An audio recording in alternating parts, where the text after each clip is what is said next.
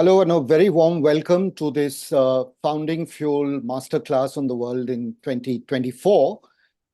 This is something that we do every year for the past 4 years now, 2020 actually, at the start of the year.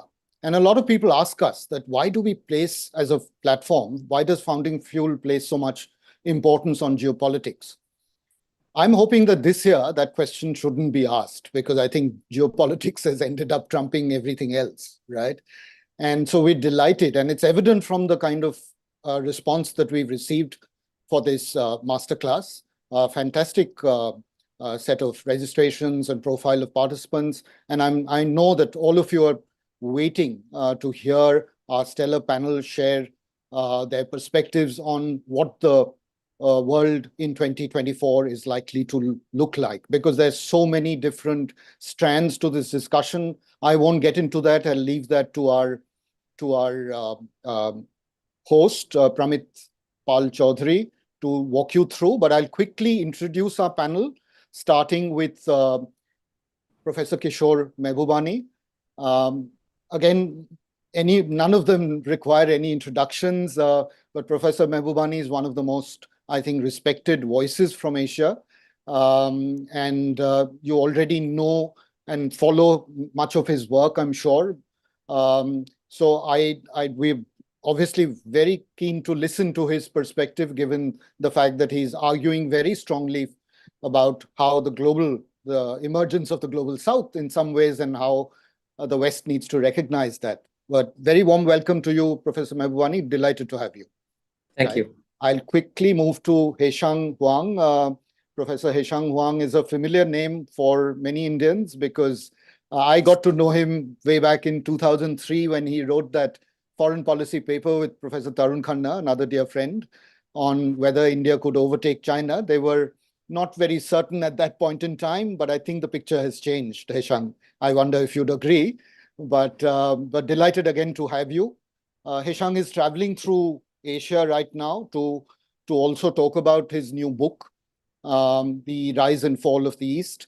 So he's made time specifically for this conversation amidst a very busy schedule. So thank you, Yasheng, and welcome. Thank you. Thank you. Hello. Hi. Sundeep Waslekar, of course, is a familiar face to the Founding Fuel community. He's President Strategic Foresight and has appeared on all our previous masterclasses since 2020. And he enjoys, I think, this conversation particularly, and we enjoy working with him. So delighted to have you, Sundeep, again on this masterclass on the world in 2024. Pleasure, Raji. Thank you. Finally, I'd come to you, Dhruva Jaishankar, who's joining very early in the morning from Washington. He's one of the rising stars in the strategic affairs space, and has been kind of looking at India's relationships with a whole bunch of strategic relationships around the world, particularly US, China, and several others, and Europe. He's currently based in Washington. He set up ORF America back in 2020, if I remember right, Dhruv. Welcome to this session. Thank you. So before I hand over to Pramit and also introduce him, just a couple of small housekeeping rules. This is meant to be a conversation, and we will essentially keep this fast-paced and keep moving the dialogue, and Pramit will essentially hold it together.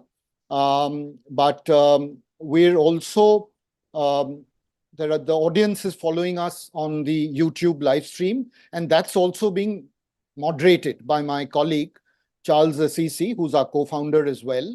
So if you have any comments and questions, particularly for this panel, I'd suggest you tap your comments and questions into the chat box, and we'll pick up a few for discussion with this panel as well.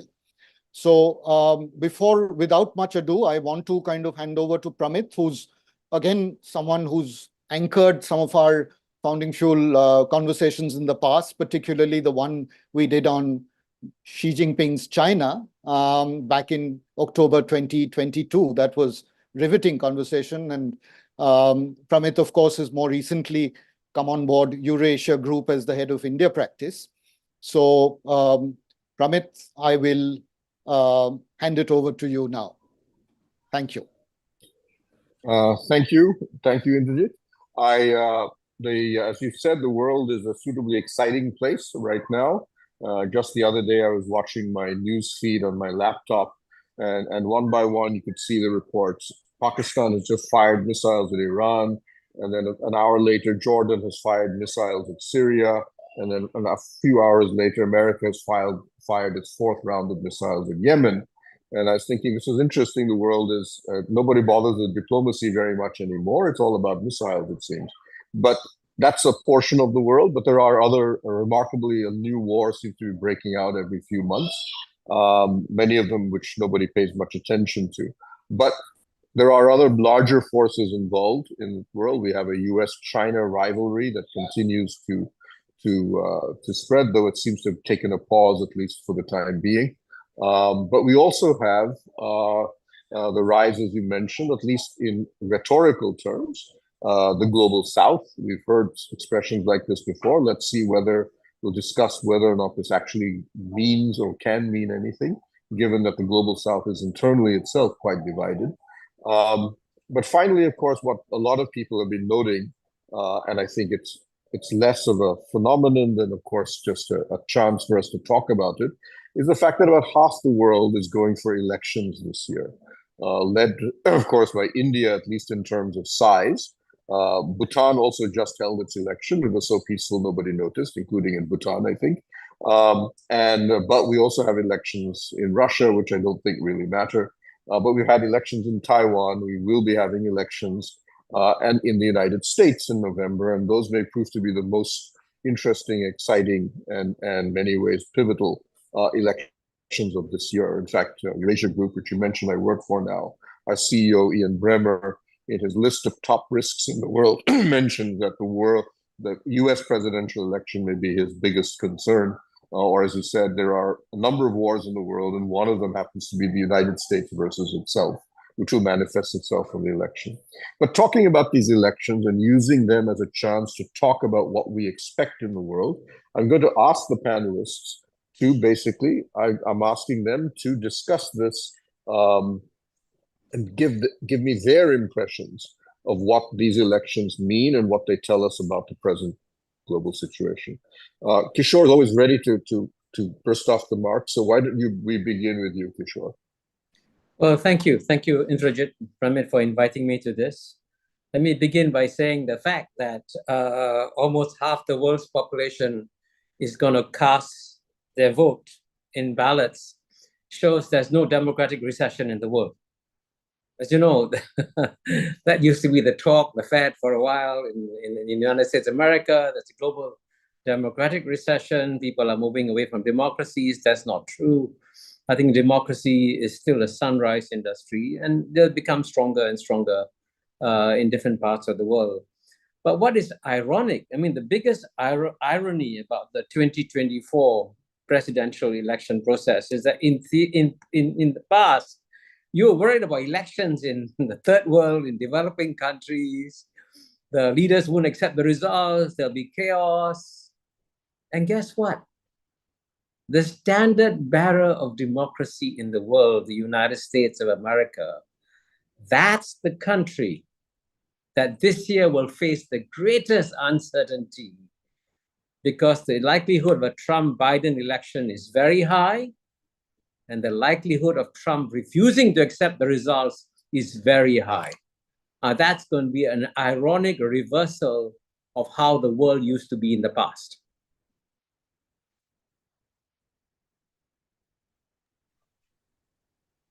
Let me turn now to Sundeep.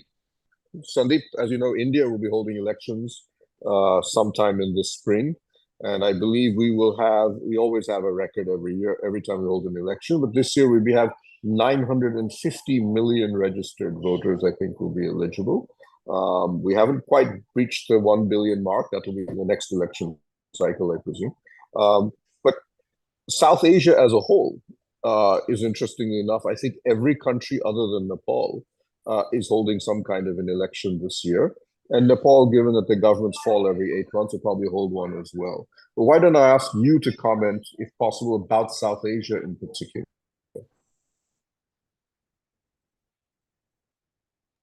You're on mute now.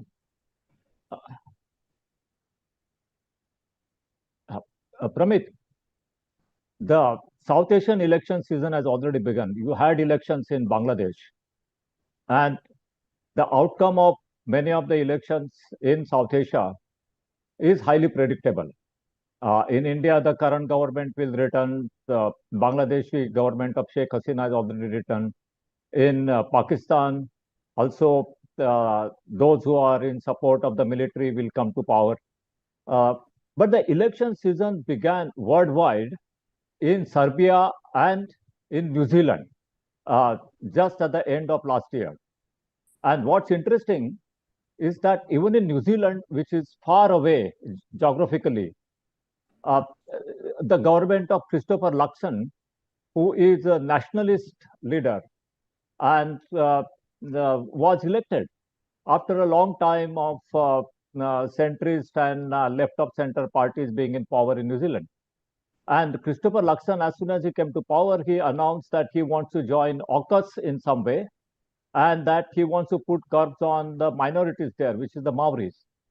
And if you look at the elections which will take place around the world in 2024, particularly the European Parliament elections and elsewhere, you would see that the rise of the forces which believe in the nation first philosophy, which try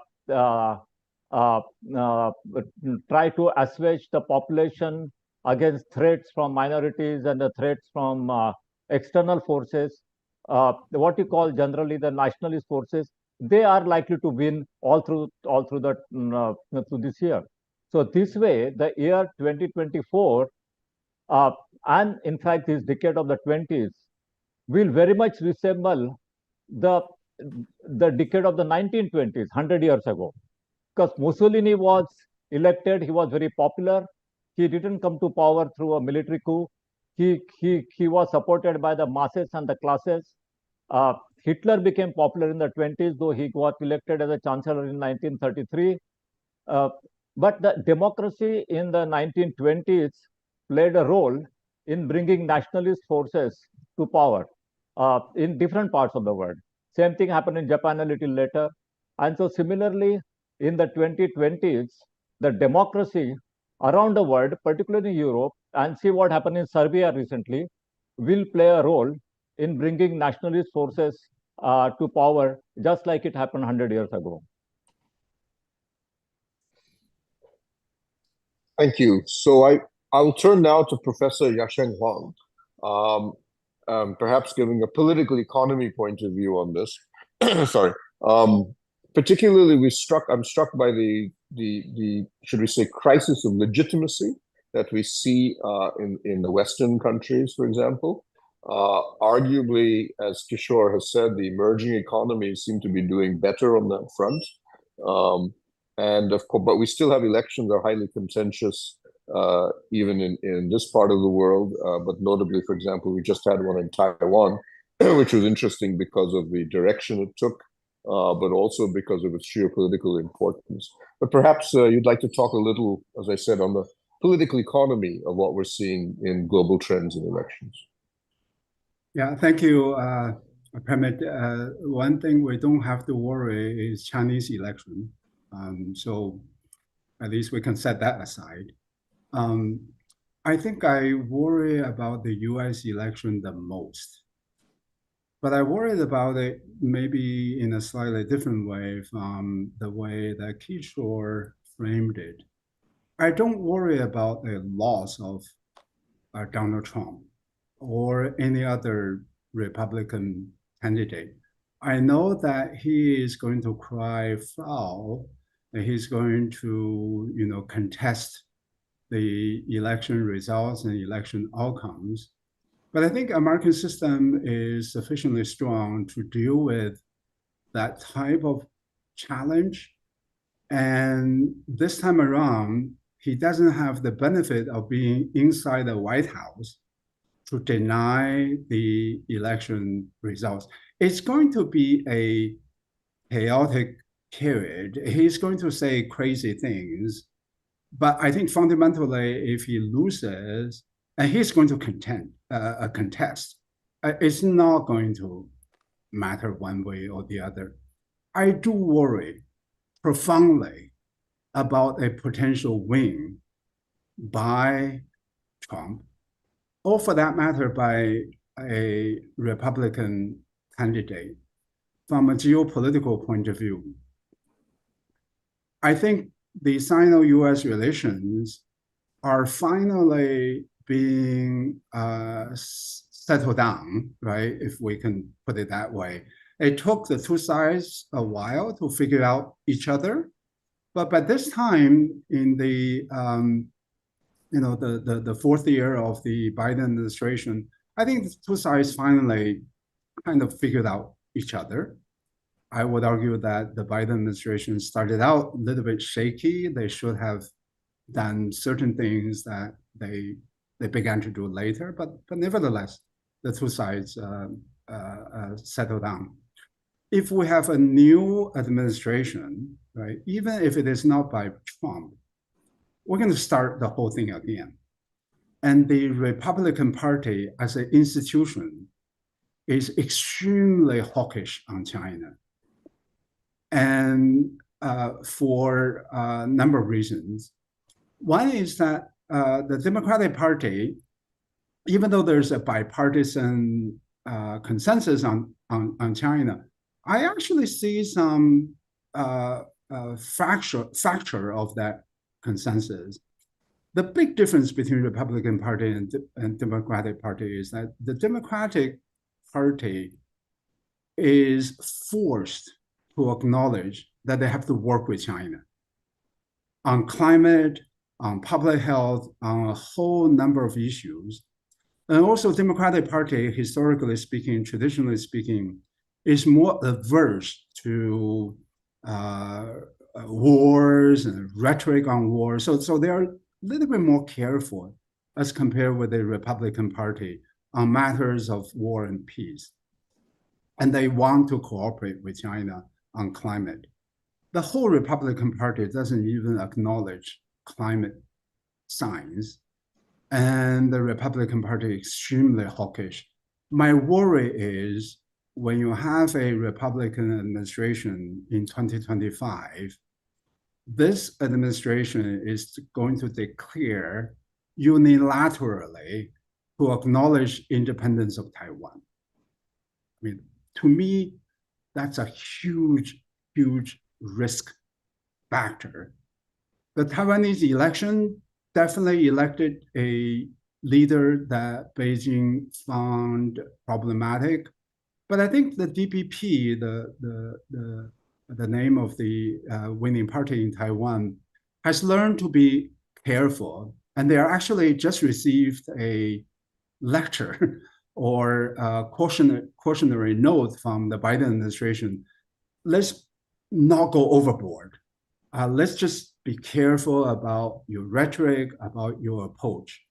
My fear is that when you have a Republican administration egging on a Democratic Progressive Party government in Taiwan, the combination of the hawkishness of the Republican administration and the natural pro-independence sentiment of the DPP, that combination is a huge risk factor. I really worry about that.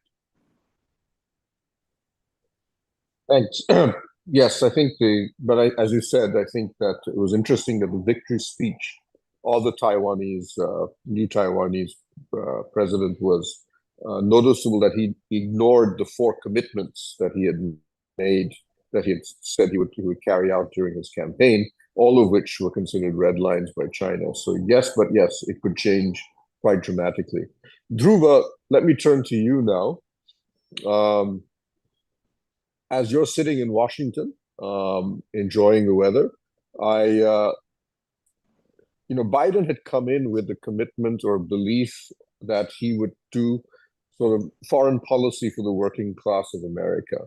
And many of the things that he did, IRA, Act, and so on, designed to bring back that class, if you wish, into believing in Washington, simultaneously also creating accelerating the process of de-risking or decoupling from the Chinese economy. He doesn't seem to have gotten as much credit for that as one would have thought. So where does that leave us on both the Biden administration's foreign policy / domestic record?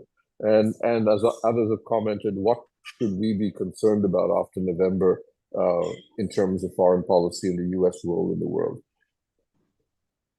Thank you, Pramit. By necessity, sometimes you have to follow U.S. politics here. I think it's a bit too early to say on a lot of things. Clearly, I think we look back, whatever happens in the elections in November, and it's obviously there's high uncertainty and high variability as to the outcome.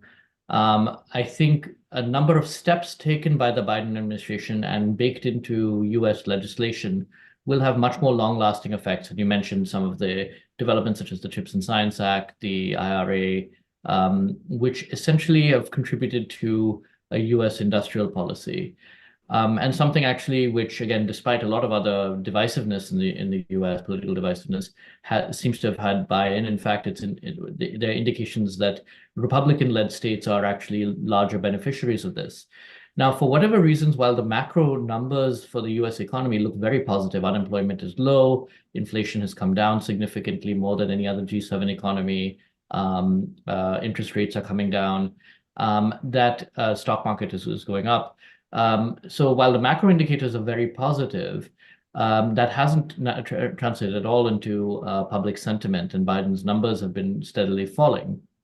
One could attribute it to a number of reasons. Some of it is simply just a general sentiment. Some of it might be indications of his age or other things. But at least over the last 4 to 6 months, it does seem like there's been a steady decline in Biden's numbers.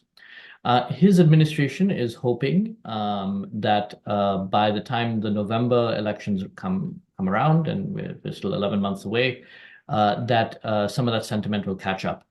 That people will feel that they have more money in their pockets, that they're doing personally better, and that will play in his favor. And particularly that he would do well against Trump, who, despite having, again, an increase in his popularity in the last few months, also has very high negative ratings for a variety of reasons.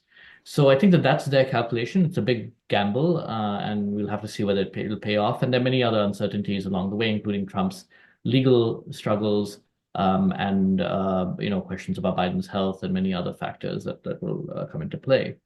I'm a little less concerned about what the implications of a Trump victory might be. I don't think it would be as radical a change, except on a few issues.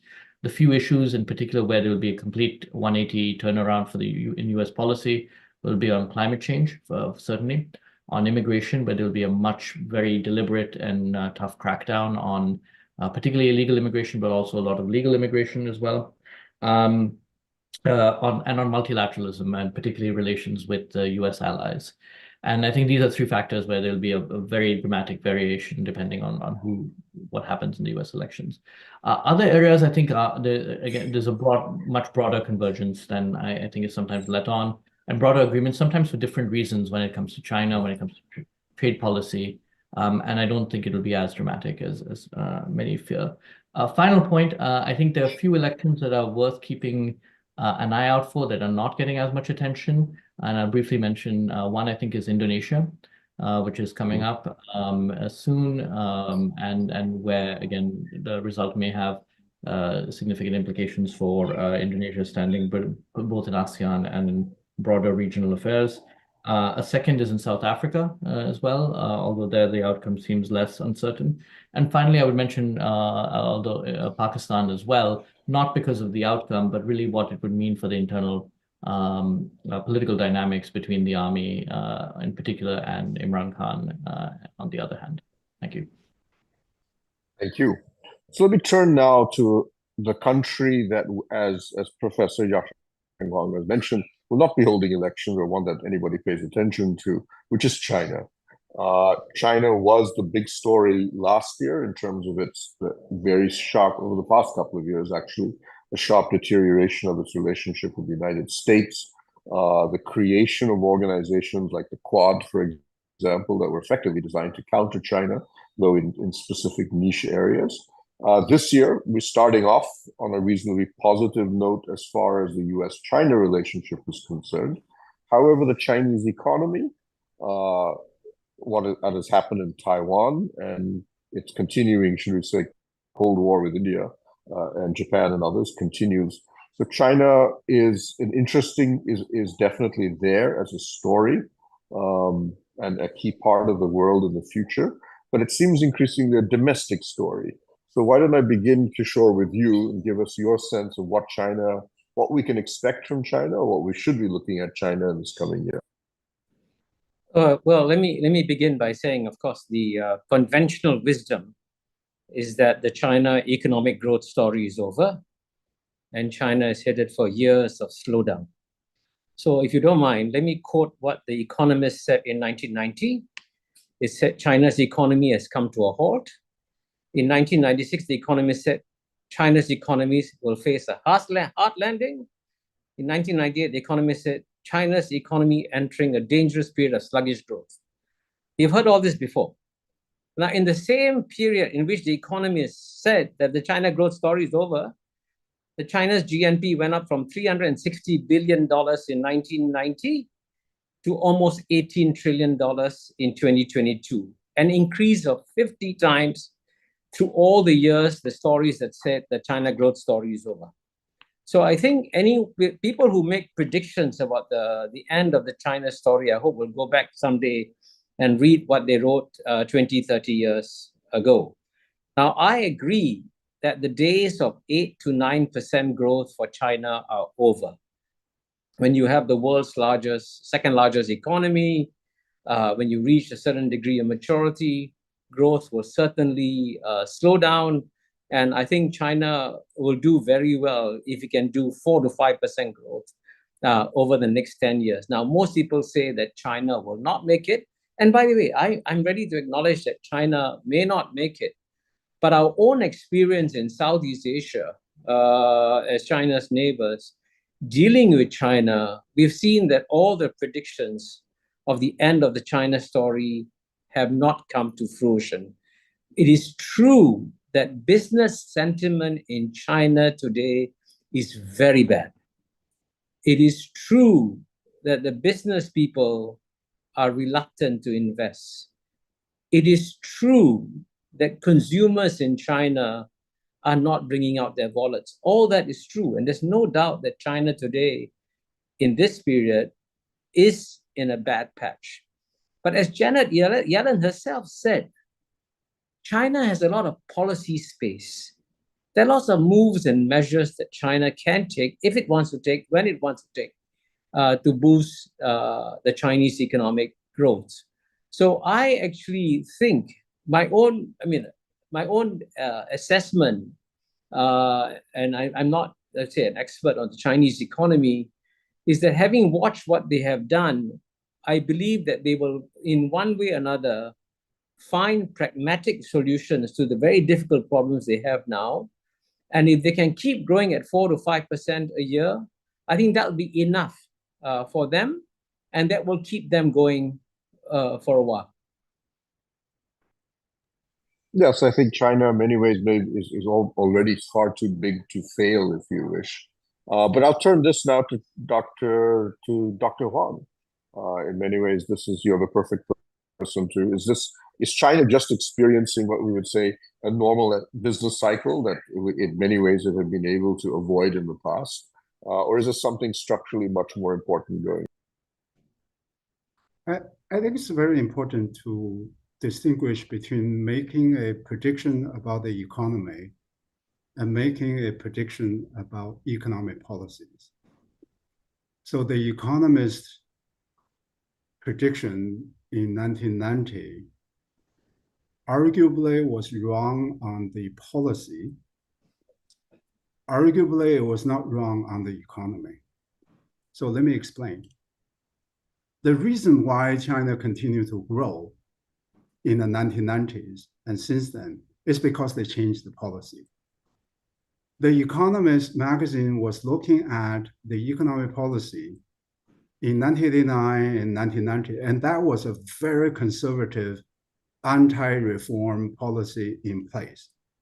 So I didn't quite read that article, but if I were to write that article, the way I will lay out the argument is conditional on having the same policy in place, then the economic outcome will be, stagnation or whatever, not fantastic growth. That will be a more correct way to make that prediction. But then we were wrong about the economic policy. This is what we know. In 1992 and 1993, Deng Xiaoping intervened personally to put reforms back on the policy agenda. Chinese economy was slipping into a recessionary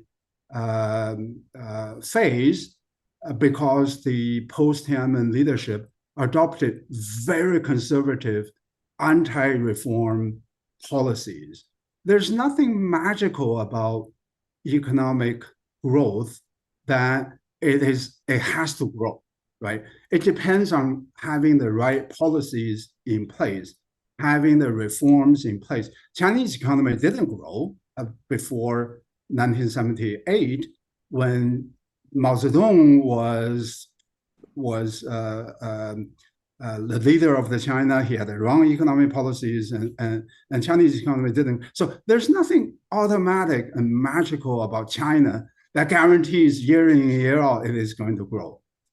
This time around, we are talking about, we're having a debate about what is the likely economic policy direction of Xi Jinping, right?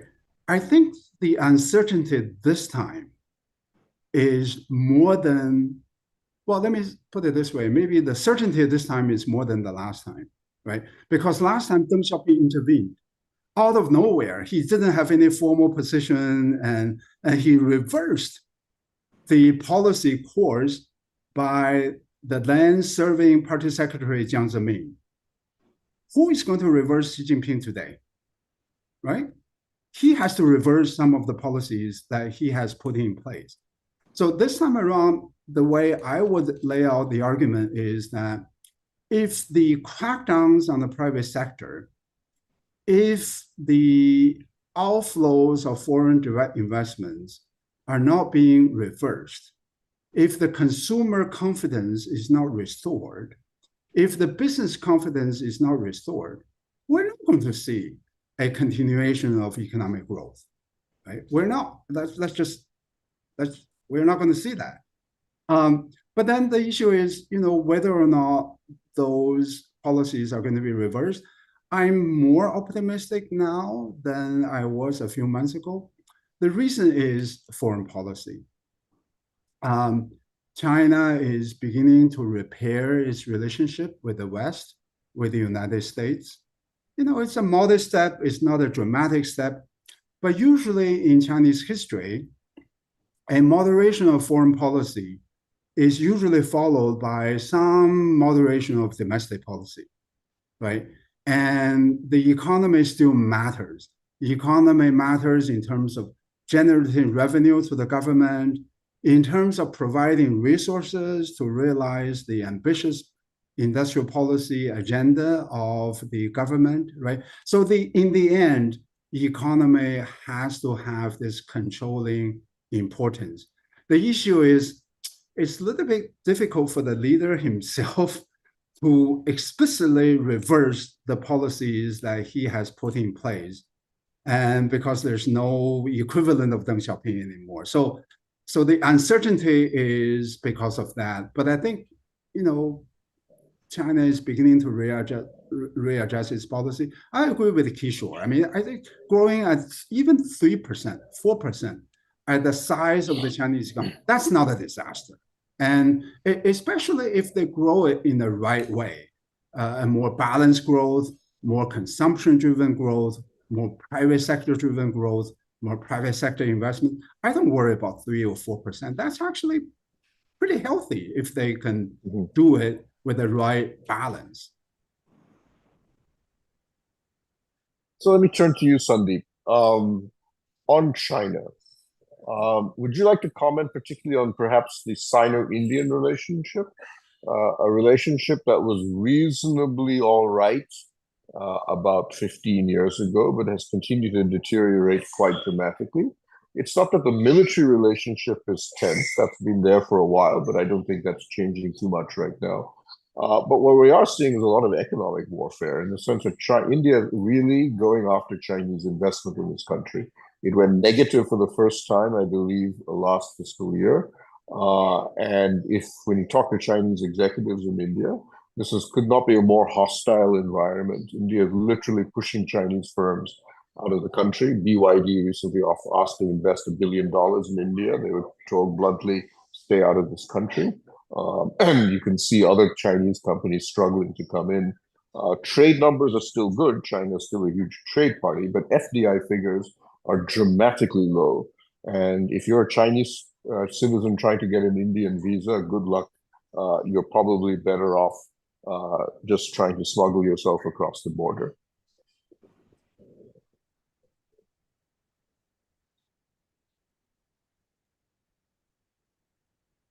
Before we look at India, China, this whole story about the Chinese economy shrinking or not shrinking, that really needs deep reflection. 20 years ago, I read a book called The Coming Collapse of China, which had become very famous. And the China has not collapsed. Now, of course, there are snags in the Chinese economic growth, and there are investments being diverted from China to India. And there are a lot of people in India who are optimistic that China's economic difficulties might divert some investment. But I don't know what are the numbers. How much of the diversion of investment is taking place? There is some investment which are coming here, but we have to get the correct numbers before we can say anything. The Chinese-Indian relationship, unlike India's relationship with Pakistan or some of the other countries, while there are tensions on the border, there are also efforts being made to stabilize. I mean, there have been 15 or 18 rounds of military commanders' talks which have taken place. An effort is being made to see how we can resolve conflicts or how we can prevent conflicts from escalating. So we have to look at it in a perspective.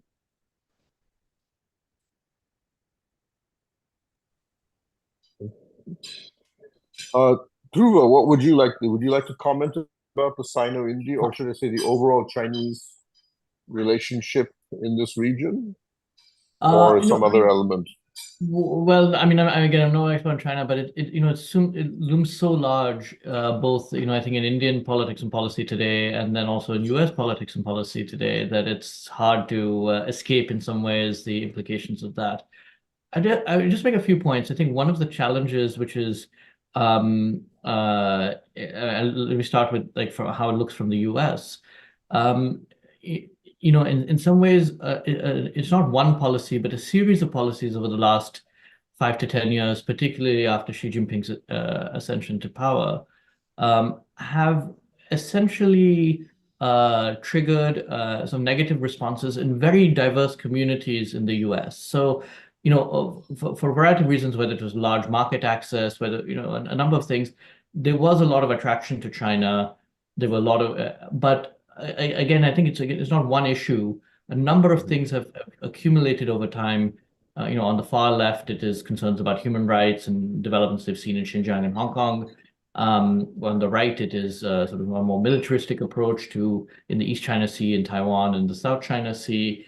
But I think the one major group in the US that was holding out a little bit of hope was the business community that was hoping that after zero COVID, there would be a return to some normal engagement with China. And over the past 12 months or so, the less than expected performance of the Chinese economy has even soured some concerns there. So, if you look at Davos last year, there were a lot of US companies that were really chomping at the bit to get back into the Chinese market. That sentiment has cooled quite noticeably, and you see this in meetings with sort of the Chamber of Commerce and Council of Foreign Relations and places like that. So that, I think, is a big shift, that today the constituencies in favor of growing ties with between the US and China in the US has diminished substantially. And I think a similar story can be told in, obviously with variations in a place like India today, where, 5 years ago, we were talking about Chinese investment in certain key infrastructure sectors in India. And that is not, today, I think it's very difficult to see that, if not impossible to see that happening. Finally, I would say, the last bit I would just highlight would be a variation of that also taking place in Europe, although perhaps not to the same degree, where there was still a strong engagement community constituency in parts of Europe led by Germany and France. We saw this in President Macron's sentiment in his comments on his way back from his visit to China last year. And yet what we've seen happen now with BYD and the EU initiating sort of countermeasures, if you will, against fears of dumping by in the electric vehicle market, also show that, again, we're seeing a similar dynamic playing out. And I guess the question I'm coming to is, what will this mean in future for China's integration with the global economy, which 10 years ago seemed like a very seamless process, not facing a lot of resistance, but today I think faces significant resistance from some of the other major economies, with the exception of Russia. One of the things you mentioned here, and maybe I'll turn to Kishore and some others who may wish to jump in on this, is the interesting question about the tech rivalry. What people often forget, for example, about the Quad, which is described incorrectly as an Asian NATO or a military alliance, or even an alliance of any variety against China. But what it is fundamentally, though, is an alliance, if you wish, on strategic technology, a recognition that certain technologies now have far-reaching technological importance. AI, quantum computing, semiconductor chips obviously have been dominating the headlines. And that for geopolitical reasons, a cluster of countries, Quad being one of them, but there are others who are now aligning, if you wish, with the Quad. The Quad, for those who don't remember, is India, US, Australia, and Japan. But their view that they cannot allow China to dominate, or for themselves to be dependent on China on certain levels of that technology. In many ways, this is a new geopolitical element. I mean, it's always been there, but now it's remarkably prominent. And I'll begin with Kishore and ask if you want to say something about where you think, what the implications of that are. Well, I think you began, Pramit, by mentioning technology. And I think at this point, we should bring in the biggest elephant in the room. I mean, we have been alluding to it, but we haven't really brought it squarely into the picture, which is the biggest geopolitical fact of our time, is that there's a wide and deep consensus in the United States, in one form or another, that the United States has about 10 years to stop China from becoming number one.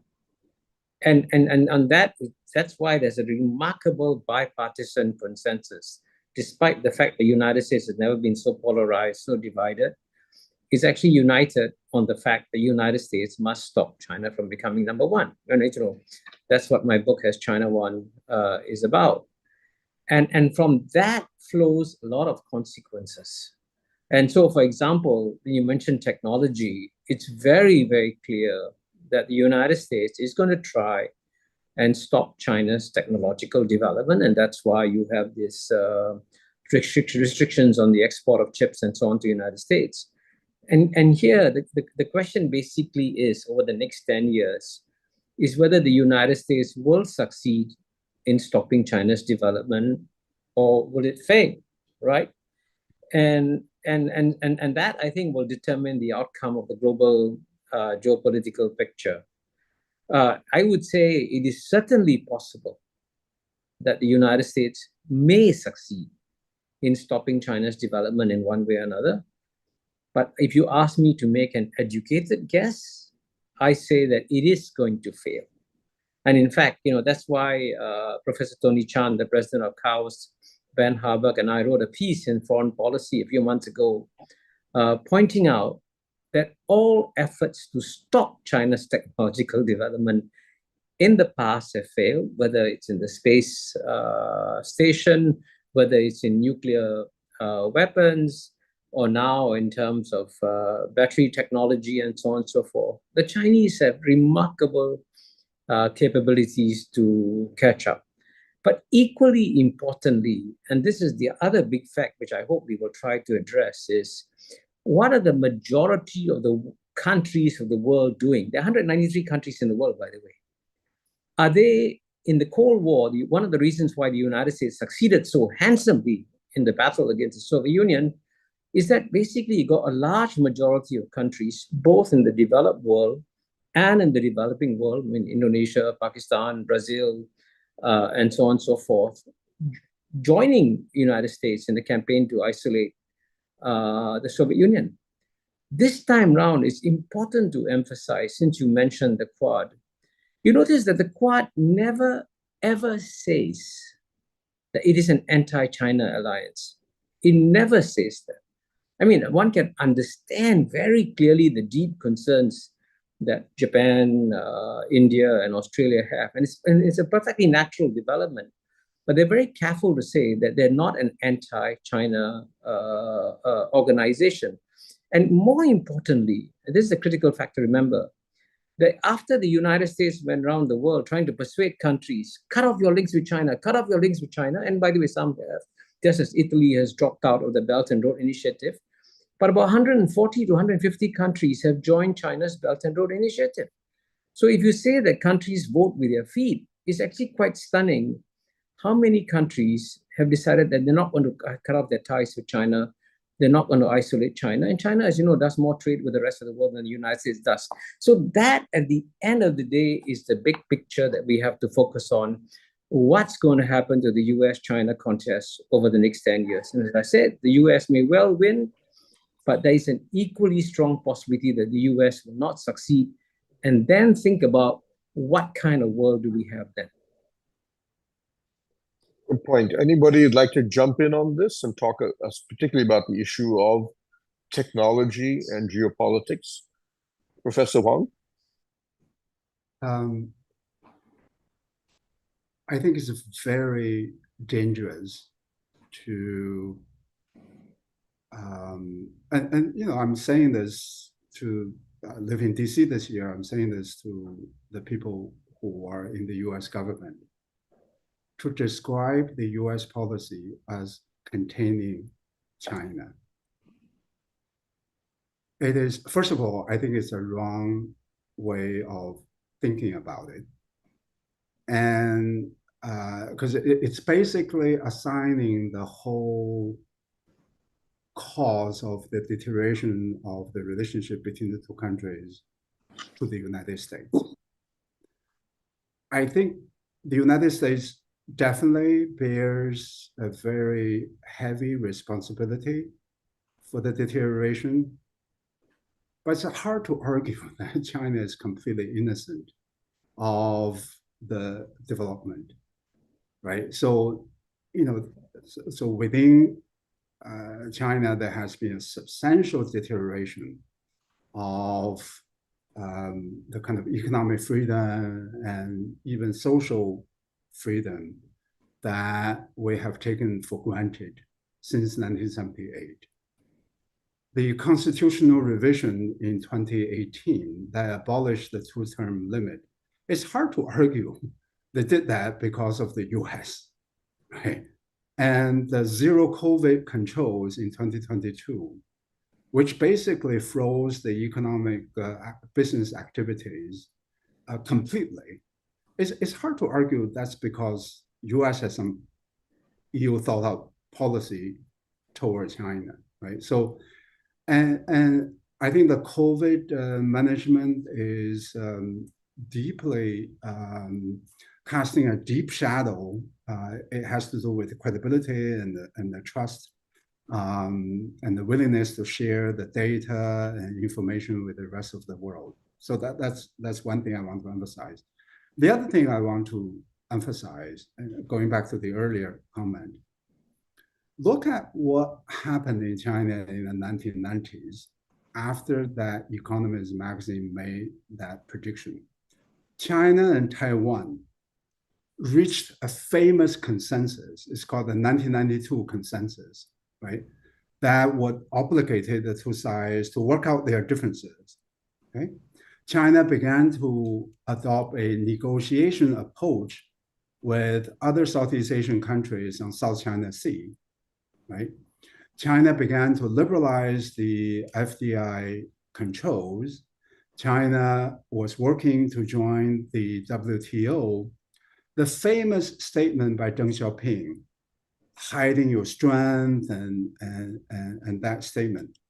He made that statement in 1990, right? So there was a material change in Chinese foreign policy, which meant that China also began to repair its relationship with Soviet Union, right? That these two countries were at throats of each other. They began to repair their relationship with each other. So Deng Xiaoping clearly recognized for Chinese economy to continue to grow, it required a hospitable geopolitical international environment. He said something really profound and famous, which is that, oh, the Taiwan issue, let's defer that issue to the future generation who is going to be smarter than us, right? I think that's the best way to deal with the Taiwan issue. You postpone the decision point to the future, and the future generation of leaders are going to be smarter, are going to be more responsible, rather than forcing the issue on the table. So the question here is China going to repeat this restoration of the relationship with India, right? Can you think of a good argument for China to have a bad relationship with India? And also the deterioration of the relationship is not just with the US, it's with Japan, South Korea, with Taiwan for sure. I'm staying in Hong Kong, look at what happened in Hong Kong. So if this whole thing is engineered by the US, then you will see a deterioration of the relationship between China and US alone. But that's not what you see. You see a across the board problematic relationship. So the factor is deeper, and I would argue that the factor is based in domestic politics within China. And you know, there's a leader who believes in certain things, believes that the power and the strength rather than economic development and the political control are more important, right? Again, you know, going back to my earlier comment, I do believe that there's going to come a time when that priority has to be rethought, and I think economic considerations are going to emerge a little bit more toward the top rather than being subordinate to these other policy goals. In fact, yes, it's one of the points that the reason. Pramit, can I make one point, Pramit, if you don't mind? Just sure, go ahead. Go ahead. You know, when Yasheng says, I mean, by the way, I must say I agree with a lot of the thoughtful analysis that Yasheng is putting across. I mean, he's got very deep understanding of China in some ways that I don't have.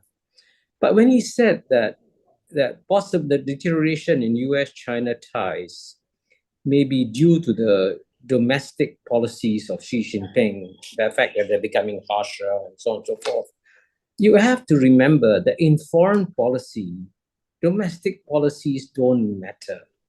I mean, when did the United States first fall in love with China? It first fell in love with China when Henry Kissinger went to China in 1971. What was China like in 1971? The Cultural Revolution was just come out of it. Mao Zedong, he was no Democrat. I mean, in comparison to Mao, Xi Jinping is much more of a Democrat. So the fact that Mao was a brutal, repressive ruler made no difference in those things. So I think it's very important in foreign policy issues to put in one box what's happening on the domestic policy side and then look at the geopolitical considerations that are driving it. And even if China today was ruled by Mahatma Gandhi, as long as it has the danger of overtaking the United States, then and frankly, it's very logical for the United States to try and stop China's development, regardless of what happens inside China. Pramit, can I respond to that? During the Maoist era, the consideration of the US was fundamentally different from the ones that are prevailing now. It was using China to balance against the Soviet Union. So it is true that at that time, domestic politics didn't matter. The whole engagement policy, and we can debate about the wisdom of the engagement policy, the whole engagement policy after Tiananmen in 1989 was premised on changes within China, right? So if you go back to the speeches by Clinton and others, the whole pivot of the policy away from sanctioning against China because of Tiananmen to a more cooperative economic relationship with China, the whole policy change was premised on domestic changes within China. We can argue that's a stupid premise, that's a stupid assumption, but that's a different debate. That's more a normative debate. But the fact is that the US based its policy on that assumption. What has happened in the last 10 years, consequentially and importantly, is reversal of that expected changes within domestic economy, within domestic politics, right? So we may argue domestic politics and domestic shouldn't matter, but whether they actually mattered in the US foreign policy formulation, I think there's a lot of evidence to support it did matter. Maybe it shouldn't matter, but that's a separate argument. Let's move on, I think, to another topic that is now, if you wish, getting some traction around the world, which is the Global South, which is a term that has now been resurrected, and partly because as was mentioned, the decline or relative decline of the US, perhaps, the rise of China as a new option, but also the rise of a large number of emerging economies, India, Brazil, Indonesia, South Africa, who seem to be, should we say, plowing a reasonably independent furrow. Now, there's reason to be skeptical. We've heard of things like the Global South before, the non-aligned movement, the Group of 77. This is not something new in the rhetoric of the international system, but today, is there something tangible when we use the term Global South? Sundeep, would you like to make a comment on that? Yeah, first of all, sorry, my Wi-Fi was suddenly off and I missed a bit of the conversation. Well, Global South is just, as far as I can see, another name for the Group of 77, which is now meeting on back to back with the non-aligned movement in Kampala this week. The difference is that the Group of 77 was a bunch of very poor countries looking for aid, looking for some concessions in trade, exporting commodities. Whereas in the so-called Global South, there are some economies like India, South Africa, Brazil, Indonesia, Senegal, which are vibrant, which are regional growth centers, and together which they represent certain power. But Global South is not an organized entity. For instance, most of the countries in Africa and Latin America are very neutral in a conflict between US and Russia, as well as in a potential conflict between US and China. They would want good relationship both with China and with the US, and they're already demonstrating with regards to Ukraine that they're very neutral. And Africa, in fact, launched the Africa Peace Initiative to try to mediate between Ukraine and Russia. Whereas India and Indonesia are and other countries in Asia are in a separate box. They can be neutral in a conflict between US and Russia, but they cannot be neutral in the potential conflict between US and China. I mean, India is already part of the Quad, and Indonesia, Malaysia, and other countries have a very complicated relationship with both US and China. So when you say global south, you have the Asian countries on one side and you have African plus Latin American countries on the other side with two different kinds of policy orientation.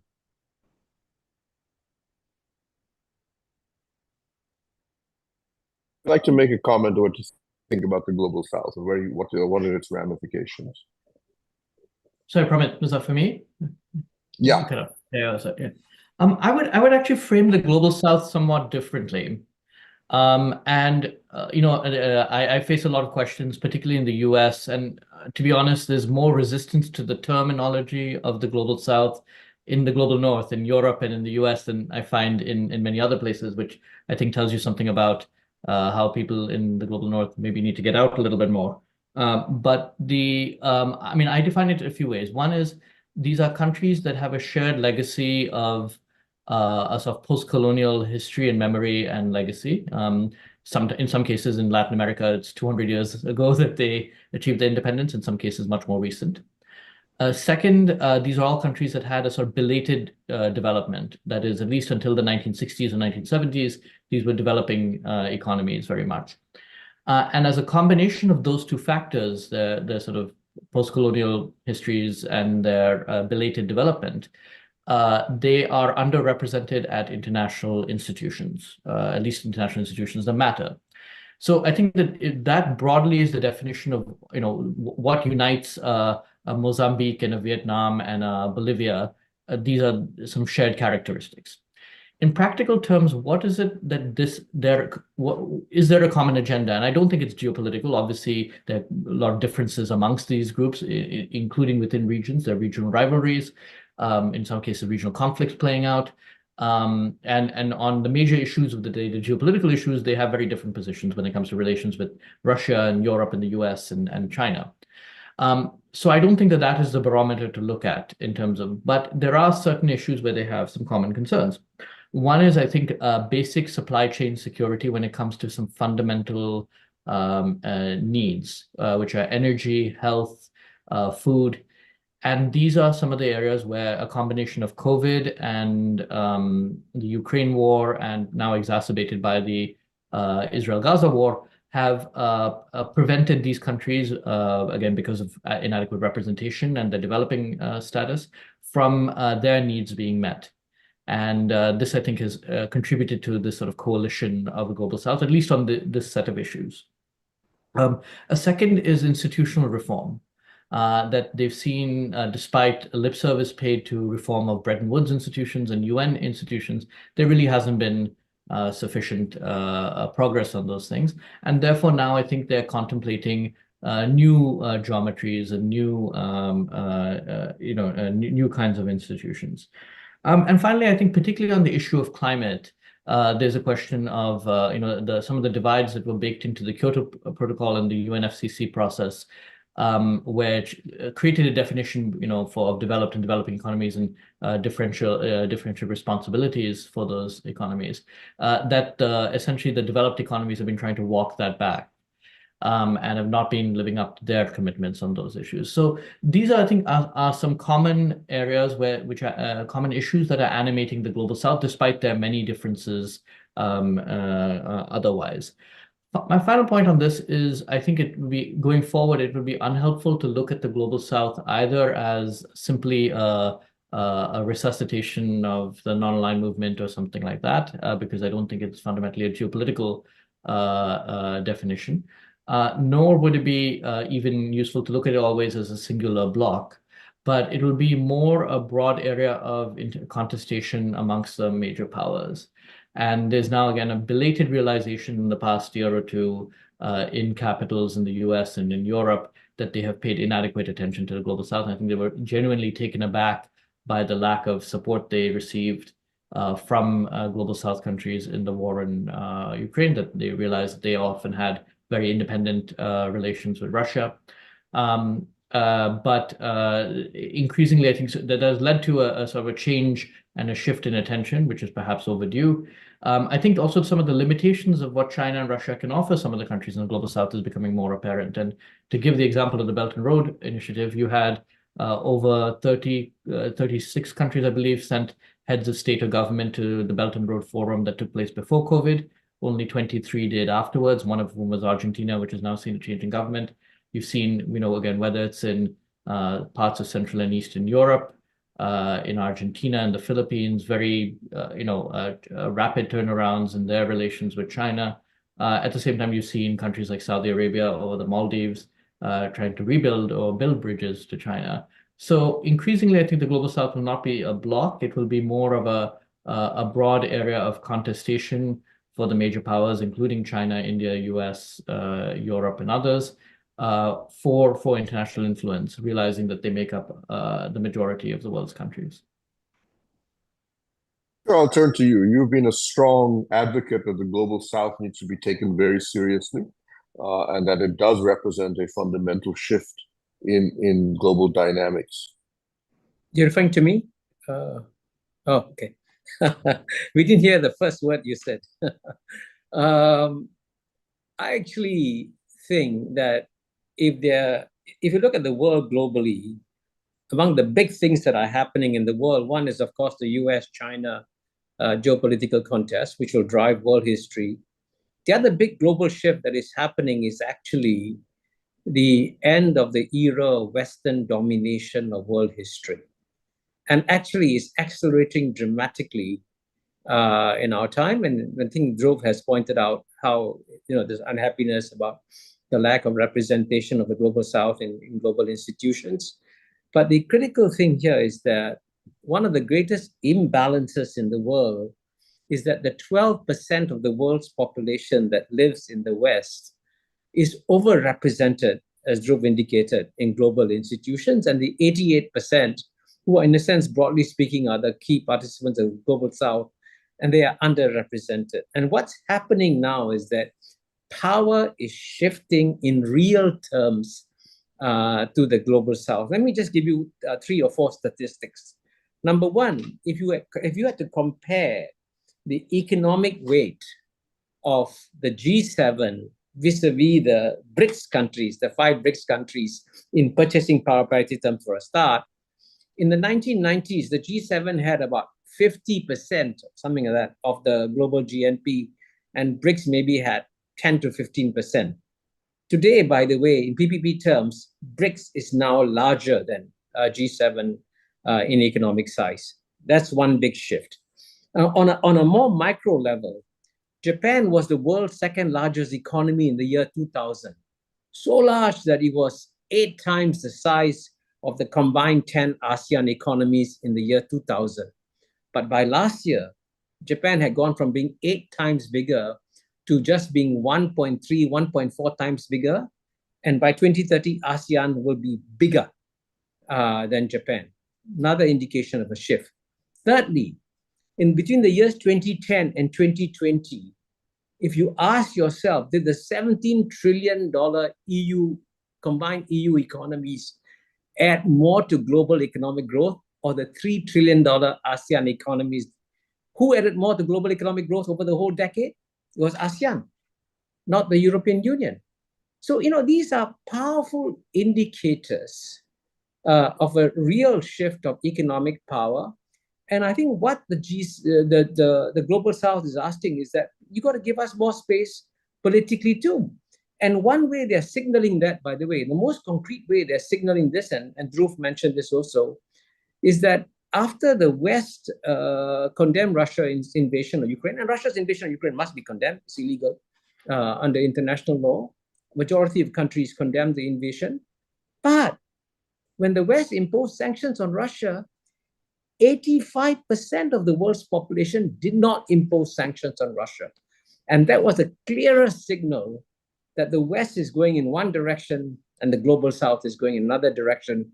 And what's going to drive world history over the next 10, 20 years is not what the West does, is what the global South does. Professor Huang, would you like to make some comments on what you see the relevance or not of the global South? Well, it's relevant. I mean, there's the population, GDP growth rate, and I agree with the general attention that we ought to pay to the global South. But let's not forget global North for now. The U.S. share of the world GDP was about 25% at the end of the Cold War. It's roughly still 25%. The loss of the global North in terms of the GDP share, as Kishore pointed out, quite a bit of that was Japan. And Europe now is not growing very fast. Europe used as a whole, European Union as a single entity was bigger economically than the U.S., and U.S. now is bigger than the EU, right? So U.S., let's not write off U.S. Technologies, AI, life science, and if anything, stock market, and Chinese stock market is terrible. Hong Kong stock market is terrible. And the wealth creation, this wealth creation machine of the U.S. economy, it's just breathtaking. Let me put it that way. The rise of global South is a significant development. The issue there is, other than China, because China is a big part of the global South, and the loss of the GDP on the part of the global North and the rising GDP on the part of the global South, much of that was driven by one country, and that was China. India, I think, is beginning to add to the power of global South, but India, as you know better than me, is highly ambiguous about its relationship with China, right? So I don't really foresee a alliance between China and India in terms of foreign policy, in terms of politics, and Indian economy is growing fast. It's probably going to go its separate way rather than having to choose between U.S. and China. The other thing I want to say is that global South is the economy of global South is fundamentally more about production rather than about consumption. Global North still is dominating the final consumption of the global GDP, right? So if you talk to the Chinese companies, they want to come to US. If you talk to Hong Kong companies, they want to come to US. The change now is that some Chinese companies even want to come to US to produce rather than simply to export to the United States. So essentially they are viewing US both as a consumption destination as well as a production destination. So I worry about deglobalization that is happening now. A lot of it is about China, but also the rising protectionist sentiment in the US. Many of you would know this, right? There was strong support for globalization in global South, much higher support from the public for globalization in the global South than the support in the global North.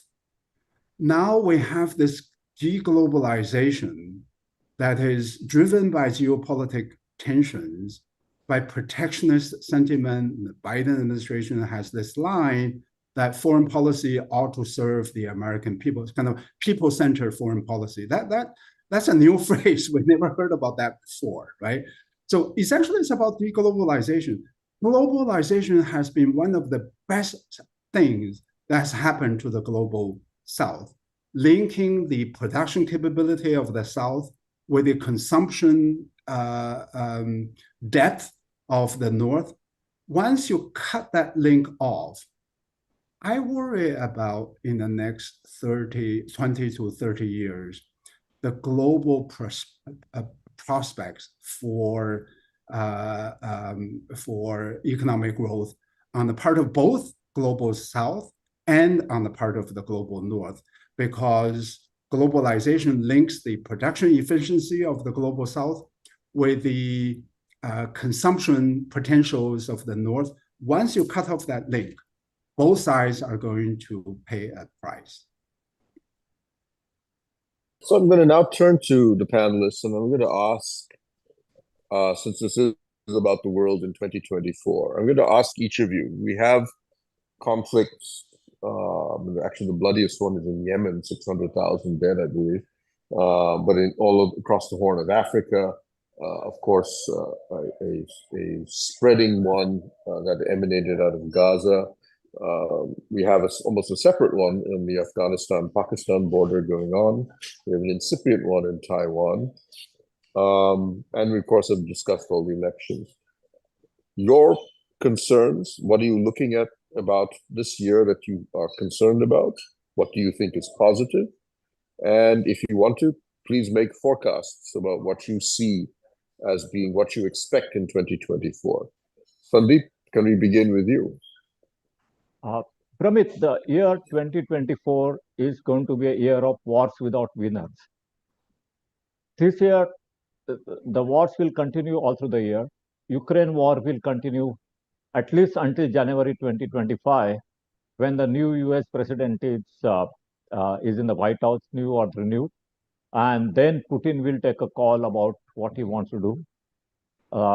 You will also have the Israel Gaza war, the Israel-Hamas war continuing till the end of the year. There's no doubt about that, because Israel's ambition is to eliminate Hamas. It won't be achieved in a matter of few months.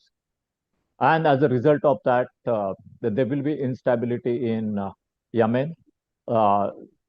Ethiopia is always at war with somebody or other. Earlier with Eritrea, now they have made a peace with Eritrea, now they are into war with Somalia. So Ethiopia is like an ongoing war story, and so is the DRC. And in all these wars, unlike the wars of the past, there are no winners. In the end, in Ukraine war, both Ukraine and Russia will lose. That's what will happen. There will be no winner. In Israel-Hamas war, both Israel and Hamas will lose. There will be no winners.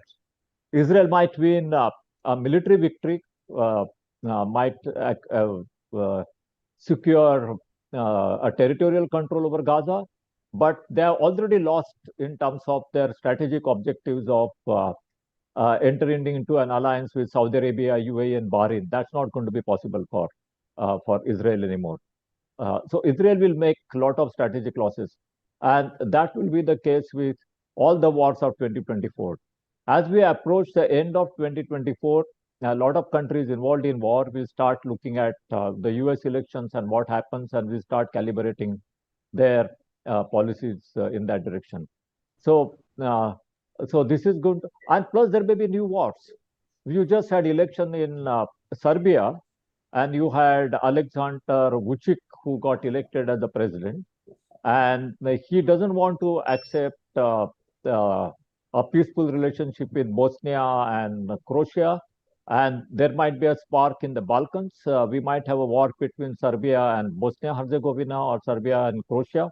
The relationship between Serbia and Kosovo will get worse.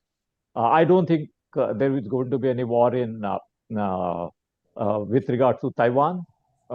Definitely there'll be tensions and there'll be a lot of rhetoric, but I don't think there's going to be a war either in 2024 or at least for next several years.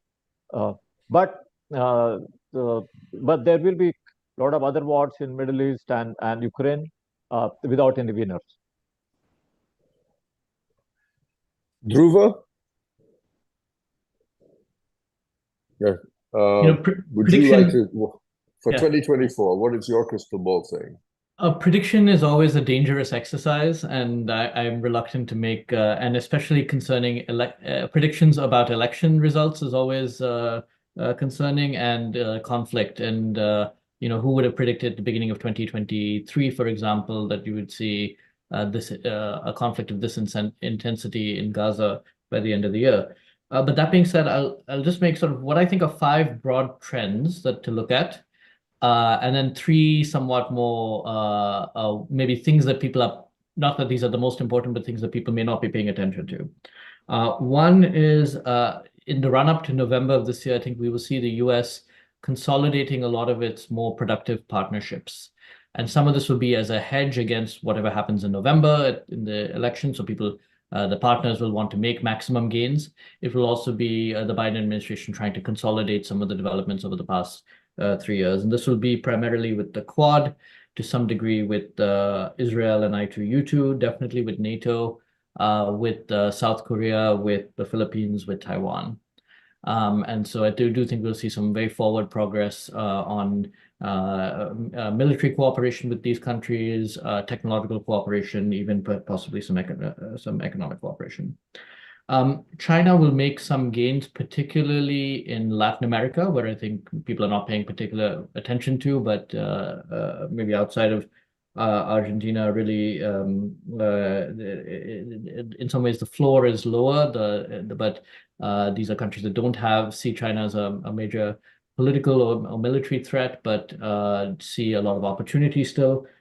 So I think we'll see a greater increase of Chinese economic presence in Latin America. Also in the Middle East, particularly the Gulf Arab states, who are trying to use the relationship with China as leverage with the US. So there will be some positives for Beijing in these 2 regions in particular. 3, I think ASEAN will become increasingly irrelevant. We will see a lot of, at least politically, there's not been a lot of unity on many issues, particularly the South China Sea and other things that are really prominent. And so you will continue to see institution building in Asia around ASEAN, with certain ASEAN member states taking part in certain initiatives. And this is why I think the Indonesian election will be particularly key, because it will point to Indonesian leadership. So Myanmar is another area where ASEAN has proved somewhat underwhelming. 4th, you continue to see tensions with Iran and many of its neighbors. In some ways, this is part of the longer-term spillover effect of the Gaza war, but playing out again in Yemen, with Afghanistan and Pakistan, with Iraq and Syria and other places. And finally, I think one longer-term trend to keep an eye out on is China's relative withdrawal from some of the soft economy globally. That is, when you look at talent, for example, the number of Chinese students abroad has declined largely because of COVID, but has continued to stay low. If you look at number of Chinese scientists in international institutions, and the other way around as well, which is foreign talent in China has declined precipitously and hasn't yet picked up in a meaningful way. And what the longer term implications of this will be interesting to observe. Finally, 3 somewhat wild cards. Turkey is one, I think, where it has been relatively quiet over the last few months, despite Erdogan's big victory last year. But expect to see some more out of Turkey, particularly in the Caucasus. 2, I think, a contestation for leadership in Africa, with South Africa increasingly, which had earlier positioned itself as a sort of leader in South Africa, now facing new challenges. We're seeing that manifested sometimes in South African overenthusiasm, for example, on the question of Israel. And finally, watch out for North Korea, which again has been suspiciously quiet for the last few months, and doing the occasional missile test has not been, doesn't seem to attract the same attention that it once did. But we may see something more out of there. Kishore? Well, I mean, just make a simple rule that wars are the result of geopolitical incompetence, and peace is the result of geopolitical competence. So the war in Ukraine, as John Mearsheimer says, or as Kissinger himself said, could have been avoided NATO didn't expand right up to the border, didn't try to expand into Ukraine. The war between Israel and Palestine could have been avoided if the West had made a bigger effort to create a two-state solution in the Middle East. And in contrast to the regions where you see the guns firing, what people haven't noticed is that in East Asia, right up from Northeast Asia to Southeast Asia, which has incredible number of flashpoints, the guns have been silent for over 40 years. When guns are silent for over 40 years, there have been skirmishes here and there, but no major wars in over 40 years. And that reflects real geopolitical competence. That is the result of ASEAN's leadership in building all kinds of institutions and processes that gets the countries in the region to talk to each other. So ASEAN, far from being a sunset organization, is still the sunrise organization. And if you have any doubts about it, ask yourself which club attracts all the big powers to come and sit down and talk. That's the annual ASEAN meeting still. So I think the geopolitical competence of East Asia needs to be studied in greater depth by the rest of the world. Thank you. Professor Huang? I think the biggest risk factor in 2024 and 2025 is a Republican administration in the White House. If that were to happen, it is going to embolden Putin. It's going to perpetuate Putin's resolve in Ukraine, because Republicans have made it very clear that they are not going to support Ukraine indefinitely. It's also going to embolden the retaliatory approach that is now being employed by Israel against Gaza, right?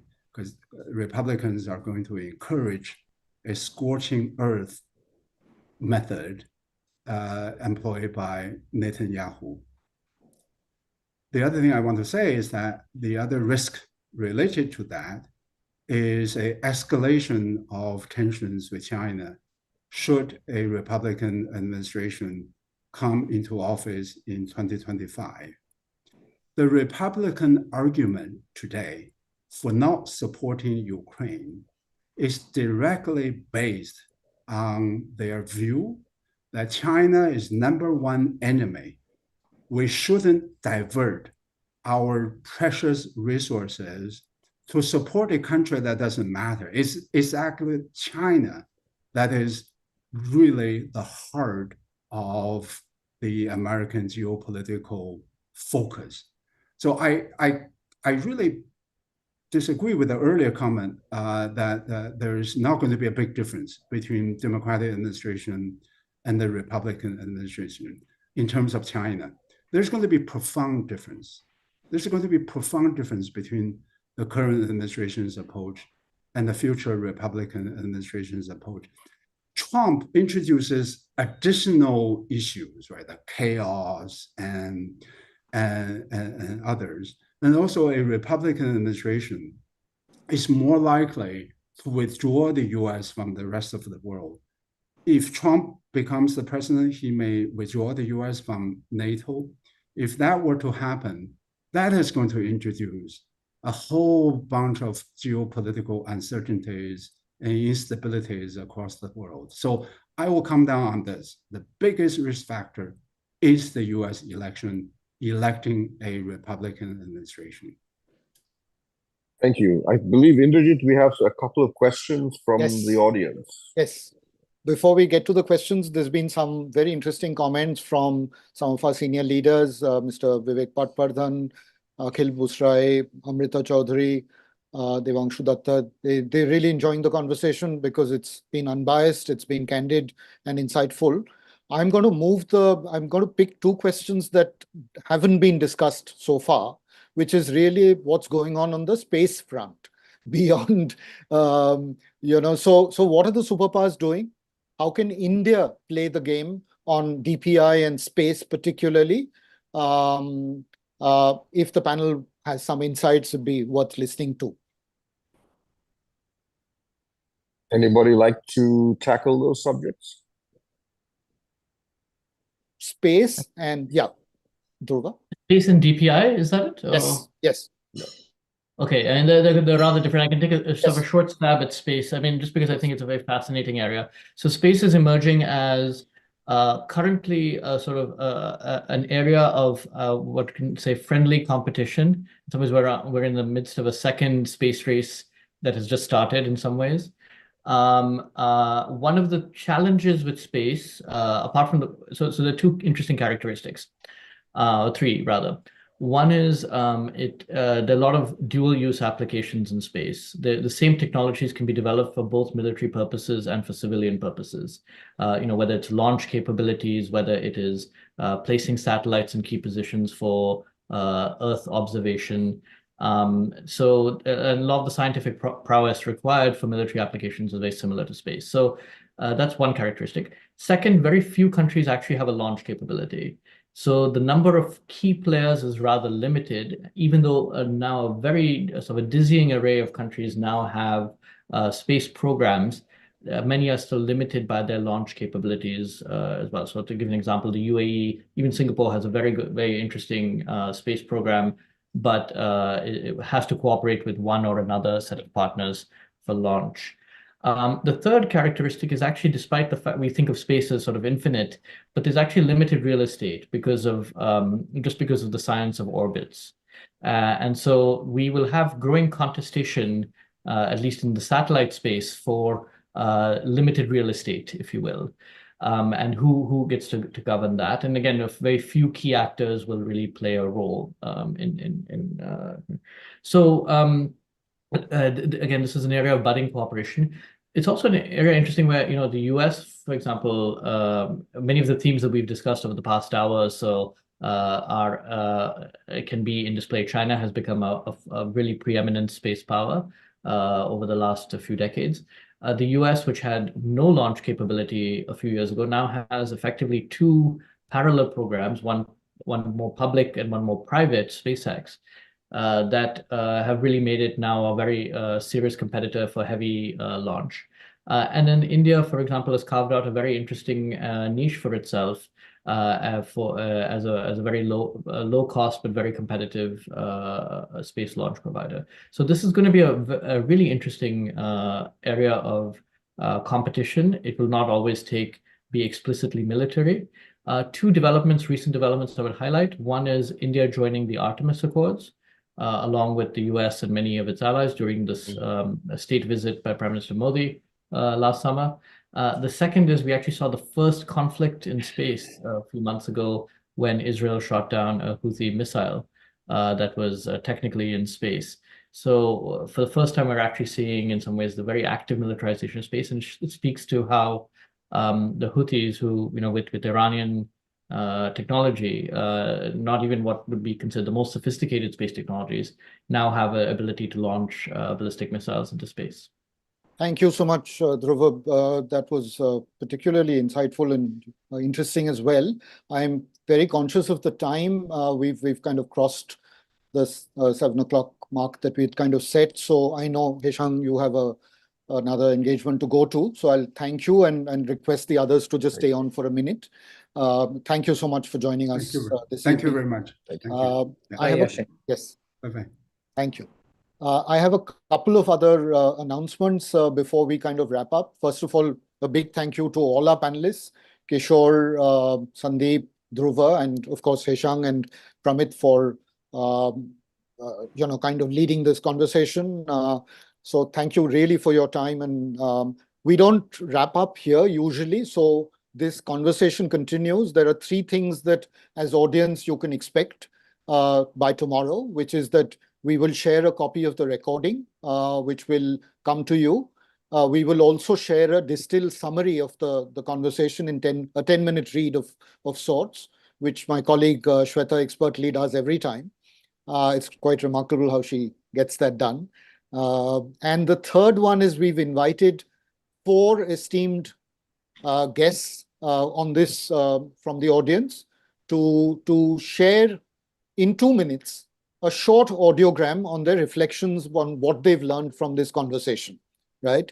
It's what was new and different that emerged for them. Those 4, I mean, just to kind of acknowledge the fact that they're going to do this later tonight and tomorrow. Their names are David Judson, who's joining us from the US. David was the editor-in-chief of Stratfor earlier.